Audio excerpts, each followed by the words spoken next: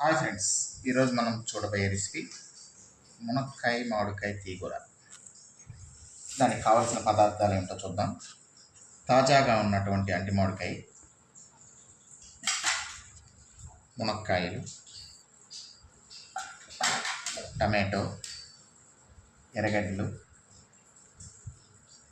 జీలకర్ర, ఆవాలు, వెల్లుల్లి,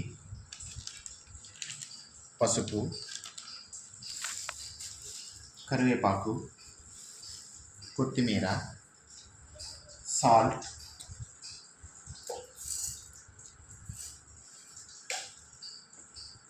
ఆయిల్, మిరప్పొడి. ఇవి మనకు కావాల్సినటువంటి పదార్థాలు.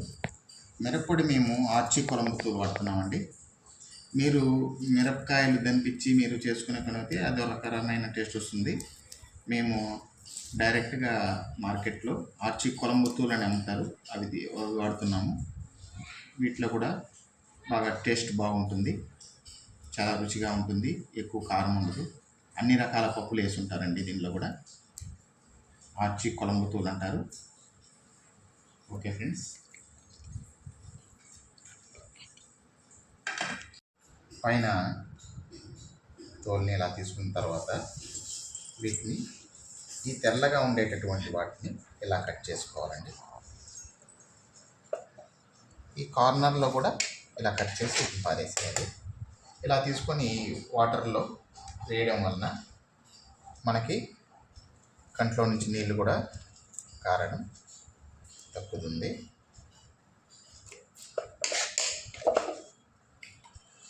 శుభ్రంగా తీసుకున్న తర్వాత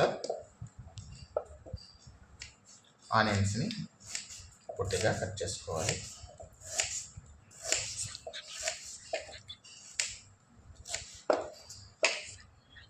సన్నగా పొట్టిగా.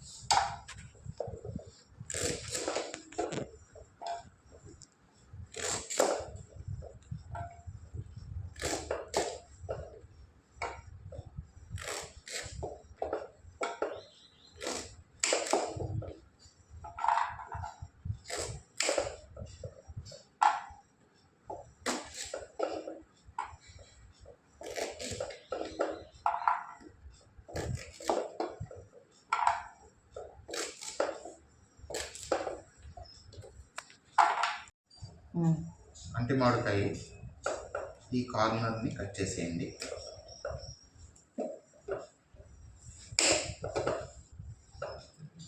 మామిడికాయల్లో అంటి మామిడికాయ మనకి టేస్ట్ బాగుంటుందండి.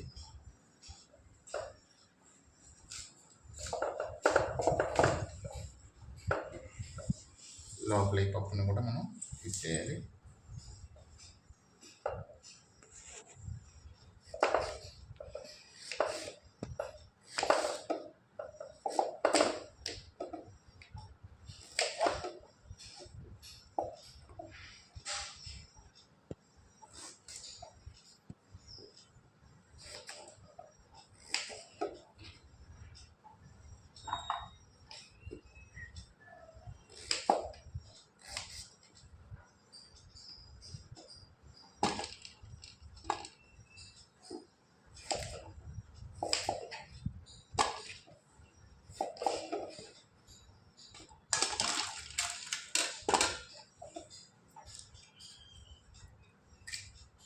పప్పును తీసేయండి.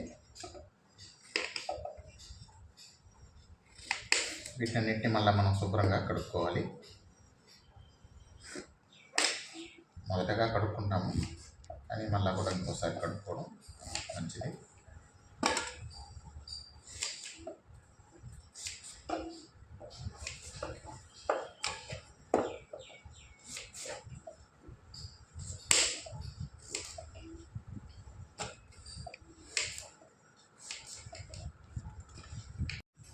ఉమ్.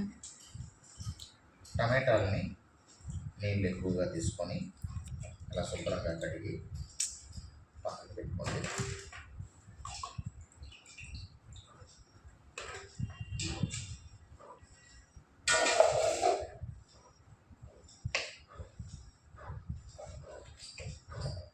టమాటా లోపల ఉన్నటువంటి తెల్లటి భాగాన్ని కూడా తీసేయండి.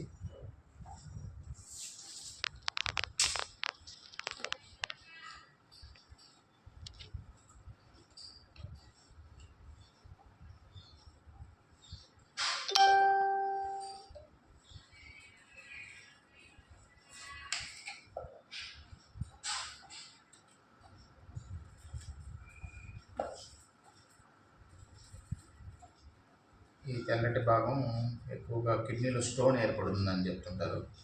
దానివల్ల దాన్ని తొలగించాం. గింజలను కూడా కొద్దిగా తీసేయడం బెస్ట్.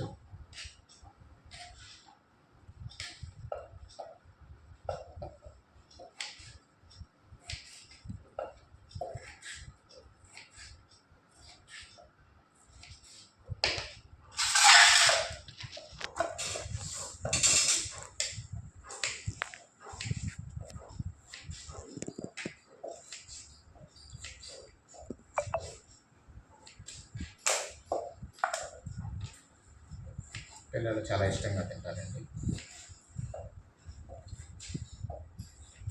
ఇది తక్కువ మోతాదులో అన్నంలో వేసుకున్నా కానీ ఎక్కువ అన్నం కలుపుకునే ఫెసిలిటీ గల కూర అనమాట ఈ రెసిపీ.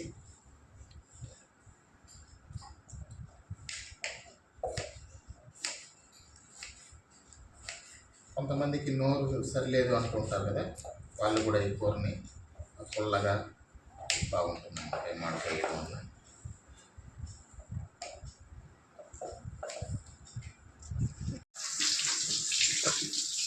ఆనియన్స్ 1/2 kg తీసుకున్నాము. Tomato 3/4 kg.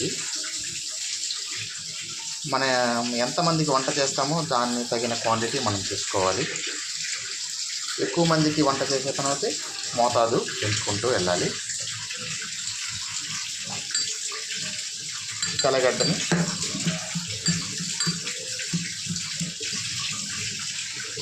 ఇలా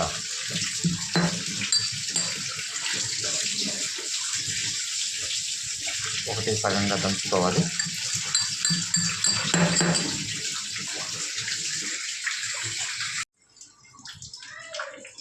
మనం మునక్కాయలు మామిడికాయలని బాగా కడుక్కోవాలి. కొత్తిమీరని కరివేపాకు ఇలా చక్కగా శుభ్రం చేసుకోవాలి. కొత్తిమీర వలన ఉపయోగాలు నెక్స్ట్ వీడియోలో మీకు తెలియపరుస్తాం. కరివేపాకు వలన ఏం ఉపయోగాలు ఉంటాయి, కొత్తిమీర వల్ల ఏం ఉపయోగాలు కలుగుతాయి అనేది నెక్స్ట్ వీడియోలో మీకు అప్లోడ్ చేస్తాం. ఇలా శుభ్రంగా కడిగి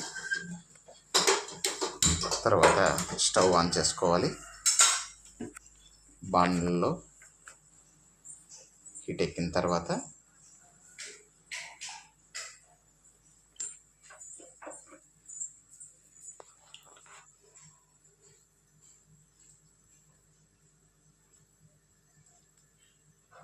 ఆయిల్ 4 టేబుల్ స్పూన్ ఆయిల్ వేసుకున్నాము. మీకు ఎంత కావాలో ఆయిల్ దానికి తగినట్టుగా వేసుకోవచ్చు.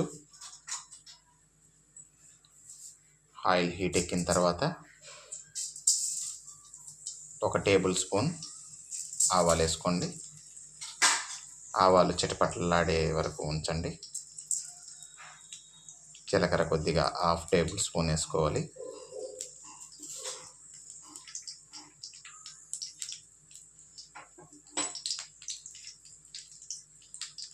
ఎప్పుడైనా సరే ఆవాలు పగిలిన తర్వాతే మనం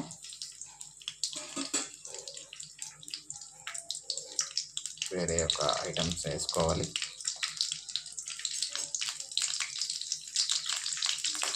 అప్పుడే టేస్ట్ బాగుంటుందండి. ఆవాలు మనకి పగలకుండా వేసుకున్నామంటే చేదు వచ్చేస్తాయి. చూసారా, చిటపట్లాడే సౌండ్ వస్తూ ఉంది.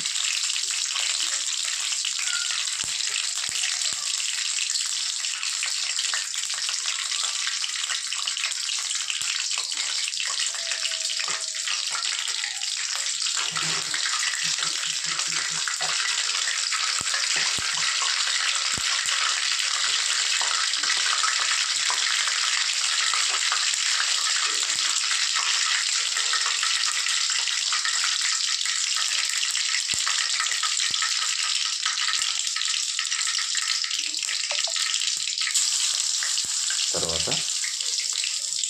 వెల్లుల్లి వేయాలి. వెల్లుల్లి తర్వాత ఆనియన్స్ వేసుకోవాలి.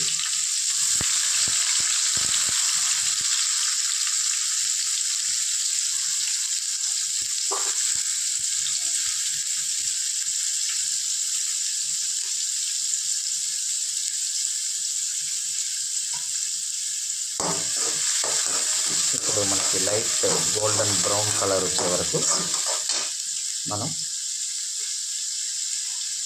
వేపుతూ ఉండాలి.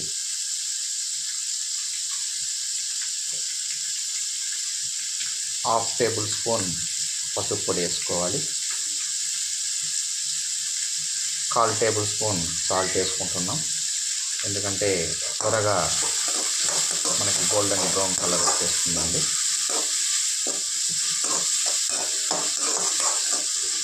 మనకి గ్యాస్ సేవ్ అవుతుంది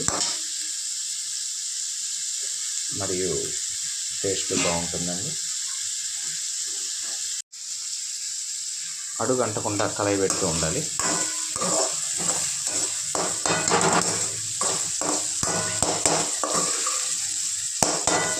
తర్వాత కొత్తిమీర, కరివేపాకు, కడిగినటువంటి క్రమాన్ని అందులో వేసి కలయబెట్టాలి.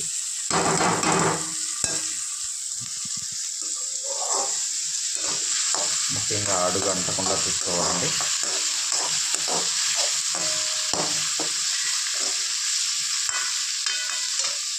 మనకి కూరలన్నీ టేస్ట్గా రావాలంటే మనం అన్నీ కరెక్ట్గా సమపాలలో వేయాలి. సాల్ట్ కానీ ఆయిల్ కానీ ఏ మోతాదైనా కరెక్ట్ అయిన మోతాదులోనే ఉండాలండి. అడుగంటకుండా చూసుకోవడం కూడా ఒక ముఖ్య భాగం. ఇలా ఆయిల్లో బాయిల్ అవుతూ ఉండాలి.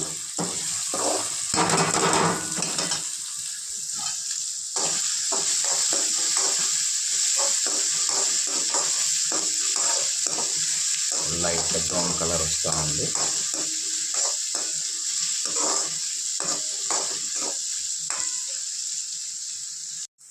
గోల్డెన్ బ్రౌన్ కలర్ వచ్చిన తర్వాత మనం చక్కగా కట్ చేసినటువంటి టమాటాలని అందులో వేసుకొని కలయబెట్టుకోవాలి. 4 వైపులా ఇలా కలుపుతూ ఉండాలి.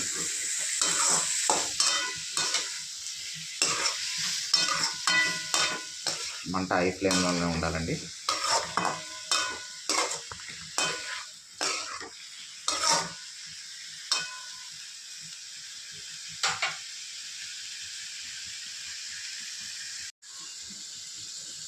ఇప్పుడు ఇలా కలుపుకున్న తర్వాత ఇది ఒక 10-15 నిమిషాలు మగ్గబెట్టాలండి. దానికోసం మనం త్వరగా మగ్గడానికి ఇలా మూతని వేసాం. దీనివల్ల మనకి మళ్ళీ కలయి పెట్టే పని ఉండదు. ఆవిరికి అవే బాయిల్డ్ అయ్యి మనకి చక్కగా గ్రేవీగా తయారవుతుందండి. ఇలా దగ్గర పడిన తర్వాత మిరప్పొడి, మనం ఆర్చి కొలంబు తూల్ అనేసి ఆ మిరప్పొడి వాడుతున్నాము.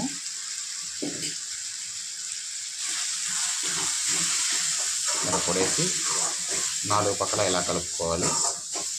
మనకి కారం ఎంత కావాలో ఆ మోతాదులో మనం మిరప్పొడి వాడుకోవచ్చు.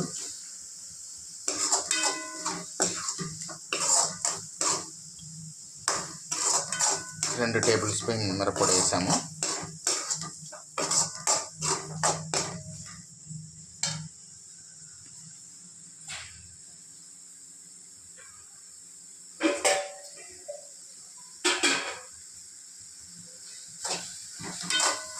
ఇప్పుడు మనం కొంచెం గ్రేవీగా రావడానికి కోసం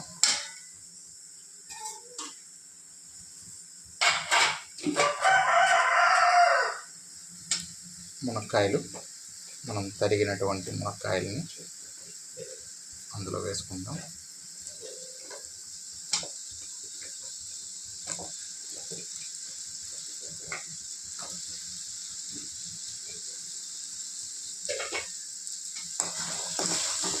4 పక్కల ఇలా కలయి పెట్టుకోవాలి.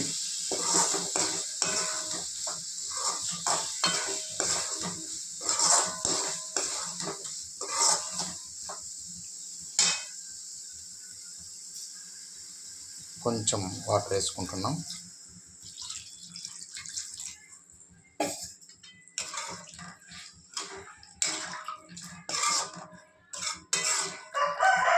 వాటర్ వలన మనకి ఆ మునక్కాయలు ఉడుకుతాయండి. మనం ఇంకా త్వరగా మునక్కాయలు ఉడకాలంటే మనం తనీగా ఒక దబర్లో వాటర్ తీసుకొని మునక్కాయలని మనం ఒక 1/4 టేబుల్ స్పూన్ ఉప్పు వేసి ఉడకబెట్టుకోవచ్చు. ఉడకబెట్టుకున్న తర్వాత ఫైనల్లో మునక్కాయలను మనం ఇలా వేసి కలుపుకోవచ్చు. ఇప్పుడు మనం డైరెక్ట్గా ఇందులోనే మునక్కాయలు వేసాం కాబట్టి ఇంకొక 5 మినిట్స్ ఉడకాలండి. సాల్ట్ చూసుకొని మనం ఎంత కావాలనో అంత మోతాదు వేసుకోవాలి.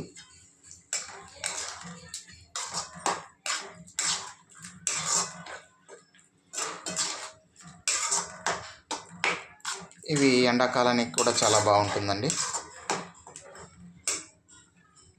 ఎందుకంటే ఎక్కువ కారం లేకుండా చేసుకుంటాం కాబట్టి మనకి ఆరోగ్యానికి బాగుంటుంది. ఇప్పుడు 10 మినిట్స్ ఇలా మళ్ళీ ఒకసారి మనం మగ్గబెడతాం. ఇలా బౌల్ పెట్టేసి ఒక 10 మినిట్స్ తర్వాత మళ్ళీ ఒకసారి చూద్దాం.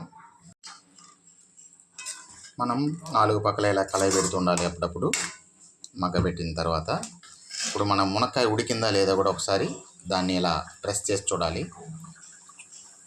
ప్రెస్ చేసి చూసినప్పుడు మనకి ఉడికిందా లేదా అనేది మనకు తెలుస్తుందండి. ఇప్పుడు ఇంకొంచెం ఉడకాలి కాబట్టి మళ్ళీ మనం దమ్ పెడుతున్నాం. ఇంకొక 3 మినిట్స్ వెయిట్ చేసిన తర్వాత మునక్కాయ ఉడికినట్లయితే మనం ఆ మామిడికాయని యాడ్ చేసుకోవాలి.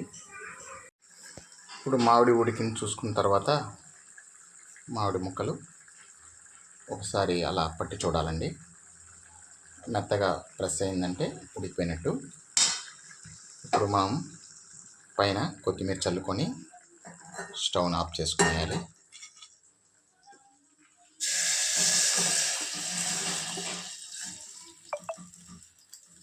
మనం తీసుకునేటువంటి పాత్ర కూడా తడి లేకుండా కొంచెం హీట్ చేసి అందులో వేసుకుంటే మనకి చెడకుండా నిల్వ ఉంటుంది.